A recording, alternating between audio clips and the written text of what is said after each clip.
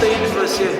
Back with another one. Yep, another one. So in this video I'll be teaching you guys how to do one hand hops. Ooh. And guys, make sure that you learn these moves on both sides. Learn the move on your left, learn the move on the right. It's gonna be really stupid for you to do one move in that direction, do another move in that direction. Now when you have to combine them, it just doesn't look appetizing. It's just like food without gravy. You don't get satisfied. Now first get into the handstand position, get comfortable, and then from there you're gonna bounce with your left hand while your right hand is flat. Bounce with your left hand until you are comfortable. You keep doing it until your left hand becomes strong enough. Now the second phase, you still have a supported hand. Now the only difference that it's on its tips. So your right hand is gonna be on the tips, and then you're gonna keep bouncing with your left hand. Now we are lessening the support from the right hand so that there is more work on the left hand. And then now once you are strong enough for this, we can move on to the next phase. Now we move on to the one hand hops, but look at this. I do hops and then I get into a handstand position. While here I am catching it, so that whenever I do hops, instead of falling, I can catch it and continue.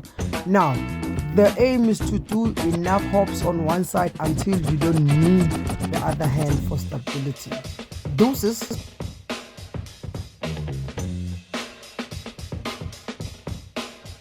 Now same thing applies on the right hand side. Get into that handstand position, and then while you're there, you do hops on one hand while you have a full hand that is supporting.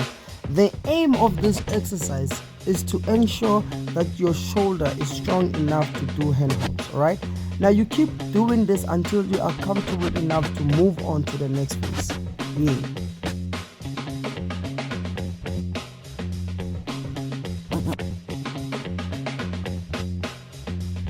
The next phase, the same thing apply. Your support hand goes on its tips, and then you use your right hand. Now you keep doing this exercise over and over until you are comfortable.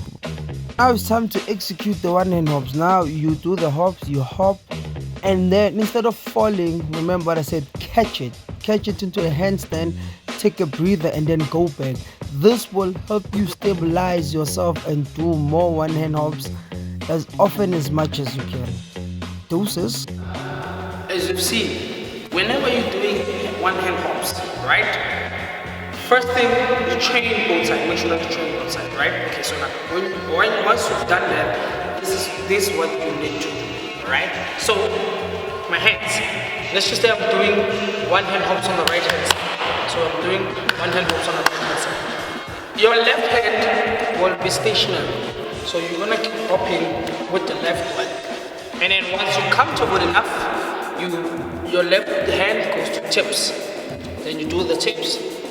And once you're comfortable enough with that, you remove it, and then you do hops on one side, and make sure that you catch it. Why? So that you guys don't give up. That's the important part. So the same rule applies even on the right hand side. So I'm training my left, same thing. Once with my left. Once my left is strong enough, fingertips.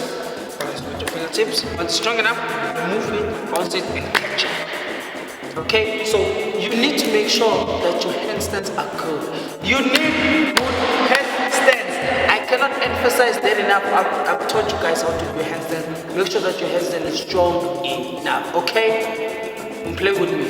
There you go. So yeah, that's how it should be. So whenever you train with this move, make sure you train with the moves on both sides, because in the future they're gonna help you accelerate rate in which you're going to learn different breaking, different moves. And remember that the breakdancing, each move is a breakdown to the next move all the time.